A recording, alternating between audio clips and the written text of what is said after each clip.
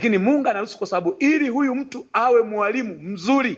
Unaweza kaona kuna mtumishi mmoja alipitia uzinzi sana, alipitia uwizi, ukorofi, alipitia mambo ya dunia mengi, lakini saa anapoitwa na Mungu kwa njia ya Injili na neno lake na akaitika, akakubali, akatubu, anakuwa mtumishi mzuri sana endapo atadumu katika hiyo toba na utakatifu mpaka mwisho. Sasa mtumishi wa shetani ni yule ambaye Mungu aliniambia kwamba anaweza katokewa katika maono kabisa, kaona maono Mungu au shetani kwa sura ya malaika wa nuru akamwita kwamba nimekuita, nimekuchagua wewe kuwa mtumishi wangu, nitakutumia kwa ishara na miujiza, nitakupa kanisa kubwa, watu wataponywa. Lakini tofauti ni kwamba huyu mtu hatafundisha ukweli, hatajengwa katika toba, hata wafundisha watu kwa habari ya toba, hata wafundisha watu kwa habari ya jehanamu, kuwaepusha, kuwafanya wajiepusha na jehanamu. Atawafundisha kubarikiwa, atawafundisha kuinuliwa, atabezi katika miujiza, atabezi katika baraka za mwili, hata angalia. Na aliniambia hivi, waeleze watumishi wangu wanaonisikiliza na watumishi wa Mungu wote wanaolitaja jina langu na kuhubiri duniani na kufundisha, kwamba yeyote asiyedumu katika kufundisha na kuliambia kanisa na watakatifu utakatifu wa nje na ndani, kamwe sio mtumishi wa Mungu. Wengi wanasingizia kwamba sijaitwa wito huo. Mimi sijaitwa huo wito, ni kwa sababu hawana upendo wa kimungu ndani mwao. Kondoo sio mali yao. Kwa shetani anapoharibu watumishi wa Mungu, watu wa Mungu walioko duniani, kwa kuwafunga na vifungo mbalimbali, hawaoni haya kwao, kwa sababu kondoo sio mali yao. Hawana upendo wa kimungu ndani yao, wala hawana huruma juu ya hao kondoo, maana kondoo si mali yao. Lakini yeyote aliyeitwa na Mungu, lazima Mungu atampa upendo mkubwa, ambao wanasema upendo wa Mungu haufurahii udhalimu. Kwa hiyo mtumishi wa shetani aliyeitwa na shetani anaweza kaitwa kwa maono, kwa ndoto, kwa sauti, kwa unabii na kadhalika. Lakini utagunduaje? Pale asipodumu katika neno. Yesu aliniambia kwamba kipimo, ndio maana nasema kwamba mtawatambua kwa matunda yao. Asipodumu katika neno, hasa neno la utakatifu, neno linalogusa hali halisi ya maisha ya mtu, neno linalomtaka mtu aishi katika haki na utakatifu, sio mtumishi wa Mungu. Hata kama kwa namna yoyote ile mnaweza mkaona ni kama vile mtumishi, kuna udhihirisho fulani. Miujiza kwa shetani sio kazi, uponyaji sio kazi. Na ndio maana mahali pengi Mungu aliniambia rejea kwenye maneno yangu. Hata Yesu wakati mmoja aliposema na mimi akasema hivi, hebu rejea kwenye huduma yangu nilipokuwa duniani. Hakuna mahali niliponya mtu akaendelea kuishi duniani. Hakuna mahali ambapo nilimtendea mtu muujiza alafu nikamwacha nisimrejeshe kwenye utakatifu. Ndio maana wengi walipoponywa aliwaambia nifuate. Wengi walipoponywa aliwaambia waache dhambi, usidumu tena katika dhambi, usitende dhambi. Kwa mtumishi wa shetani hata mwambia mtu juu ya dhambi. Ndio maana akaniambia, ndio maana makanisani wako watu wanaoishi wanavyopenda wenyewe. Wako wazinzi, wengine wanawake wawili watatu, wengine wana mambo mbalimbali machafu yanadhihirika kwa wazi, lakini wanasingizia kwamba viache ngano na magugu vikue pamoja. Mtumishi wa Mungu naye nisikiliza, Yesu alinifundisha akasema hivi, tafsiri hiyo ni ya kishetani. Akasema watu waelewe nimaanisha nini nilipokuwa nasema hivyo. Aliniambia hivi, iko tofauti kati ya dunia kama konde au ulimwengu na kanisa. Anasema kanisa ni mahali patakatifu, ni mahali pa watu ambao wamekubali kweli yangu, wamekubali kutembea katika mapenzi yangu. Hapo sio mahali pa ngano na magugu.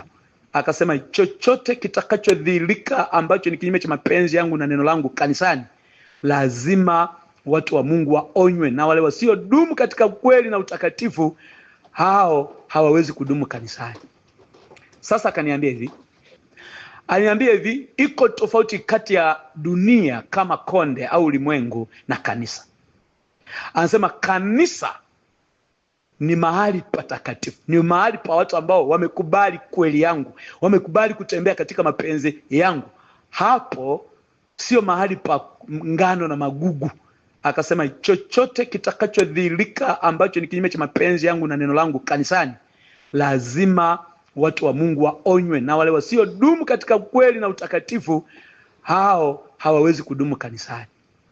Sasa akaniambia hivi, nilipowaambia kwamba viacheni ngugu, ngano na magugu vikue, sikumaanisha kanisani, nilimaanisha kwenye ulimwengu huu, kwamba katika ulimwengu huu, katikati ya wanadamu tunaoishi, wako tuliokoka tunaoamini na wako wapagani. Sasa akasema hatuwezi tukajitenga baada ya kuokoka, tujitenge na waganga, tujitenge na wachawi, tujitenge basi.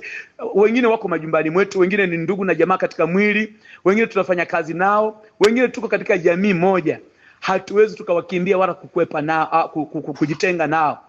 Lakini alivyokuwa na maanisha ni mtu aitwaye ndugu, aliyekubali kutembea katika mapenzi, aliyemwamini Kristo na kutubu.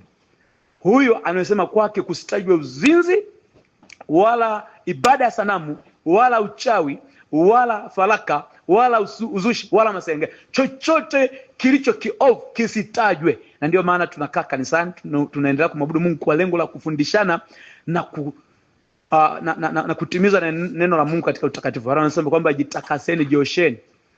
Naona. Kwa hiyo mtumishi yeyote wa Mungu, mwinjilisti, mtume, nabii, mchungaji, anaendelea kuhubiri hili au hii tafsiri ya kwamba viacheni ngugu na magano na ngugu na magugu na ngano vikae pamoja, sio tafsiri ya kimungu, ni tafsiri ya kipepo. Kwa sababu anasema hivi, chochote kilicho anasema hivi, ngacha tusome katika maandiko kifupi. Yaani shetani ameteka fikira zao na kuwapandia hiyo tafsiri, kwa sababu wamekataa kweli, maana yake wameikataa kweli. Kwa hiyo amewafariji kwa tafsiri hiyo kwa kupotoa maandiko, lakini tafsiri kimungu haikuwa hivyo. Tukirejea katika kitabu cha Wakorinto, acha mtumishi wa Mungu tusome katika kitabu cha Wakorinto wa pili sura ya 6 mstari wa 14, neno la Mungu linasema, msifungiwe nira pamoja na wasioamini kwa jinsi isivyo sawa sawa. Kwa maana pana urafiki gani kati ya haki na uasi? Tena pana shirika gani kati ya nuru na giza? Tena pana ulinganifu gani kati ya Kristo na Beliali?